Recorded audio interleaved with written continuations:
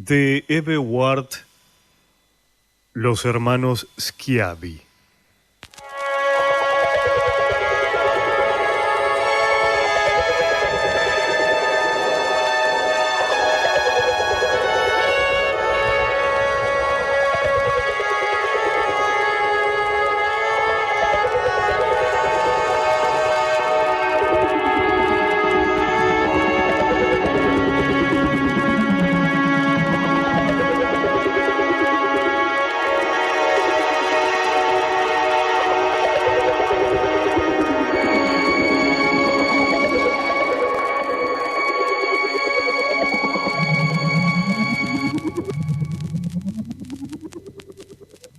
Los hermanos Schiavi vivían a una cuadra de la casa de la abuela grande, y si me quedaba unas horas allí, me daban permiso para darme una vuelta por la casa de los hermanos, que era muy parecida a la de la abuela,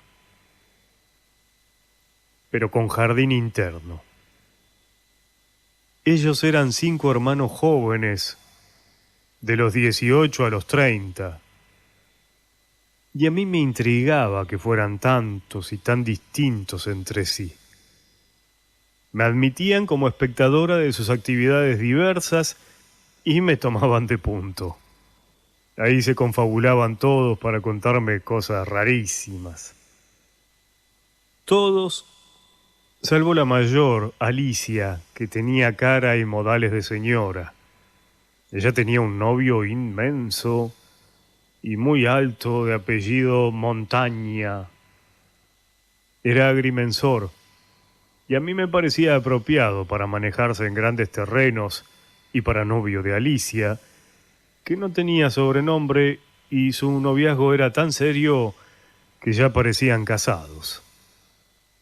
A la siguiente, Yuyo, le tocaba un novio más festivo que jugaba conmigo al molinete. Y Yuyo no parecía preocupada ni se esmeraba cuando venía su novio. A mí los hermanos me contaron que Yuyo tomó la mamadera hasta los 25 años. Y yo pensaba en cómo se conciliaba eso con tener novio, porque estaba interesada en esa época, en las edades de la vida. Había una propaganda en la que se veía a una chica de 17 años y debajo decía "La travesura adolescente". Era una chica de pelo largo al viento, y yo me alegraba pensando en cuánto me faltaba todavía para tener la edad de la más joven de las mujeres de la propaganda. Debajo de su retrato decía 27 años, el fuego de la pasión. Y yo pensaba, ¿qué sería? Cuando la pasión se desataba, ¿sería como una plenitud? ¿Sería como un fuego que no se podía contener? Si Yuyo estaba más o menos en esa etapa de la pasión, ¿qué hacía tomando la mamadera? Y no tenía cara de pasión desatada, tenía cara de que le daba igual que viniera su novio o no. Cuando ellos me molestaban o me hacían rabiar, pasaba la madre como alguien que dice algo y va hacia un destino mayor y decía, déjenla en paz, en tono neutro e indiferente, como con conocimiento de los bueyes con que araba. El varón más grande, Pancho, era marino. Nunca lo vi con traje de marino. Una vez lo vi disfrazado de Carmen Miranda y bailó en el patio con un turbante y frutas en la cabeza. Se ve que estaban acostumbrados a este baile, porque el varón más chico estudiaba medicina en otro rincón del patio. De él me hubiera gustado saber qué pensaba de la vida, pero nunca le vi emitir opinión alguna. Estudiaba en el patio, indiferente a cualquier circunstancia, y repetía su lección en voz baja.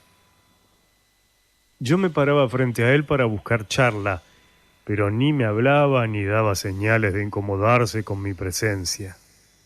Era como una mónada sin puertas ni ventanas. De la más chica, Pato, se decía que no terminó el secundario porque insultó a un profesor, Salió de la clase y no volvió nunca más. Se ve que nadie le dijo nada porque esa madre no era de señalar las cosas. Pasaba casi imperceptiblemente hacia quién sabe qué tareas. Eso sí, hacía licor de huevo y una vez me convidó una pintita con aire de repartir el licor por el universo entero, ya que una copita de eso no se le niega a nadie. Me pareció asqueroso y nunca más he probado ese licor.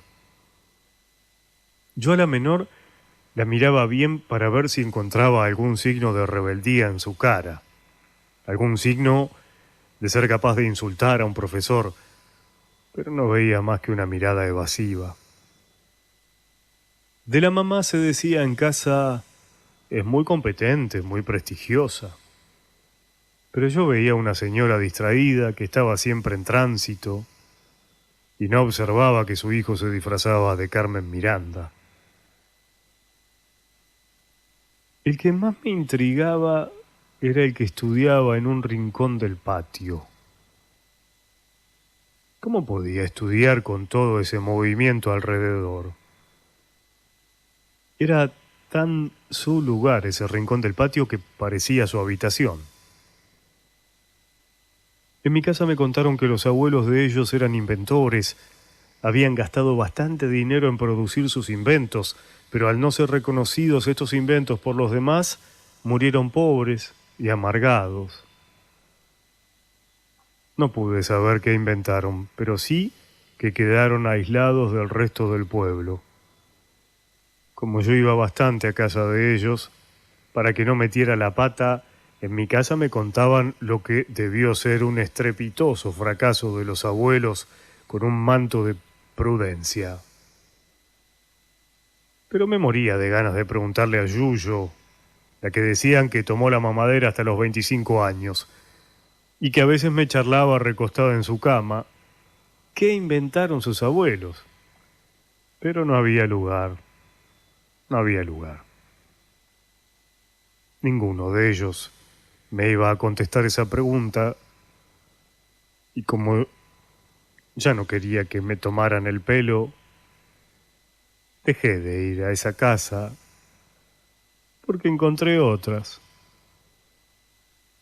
No preguntaron por qué no iba.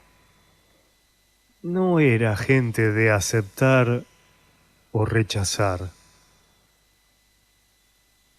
Lo que hay es lo que aparece y ya está.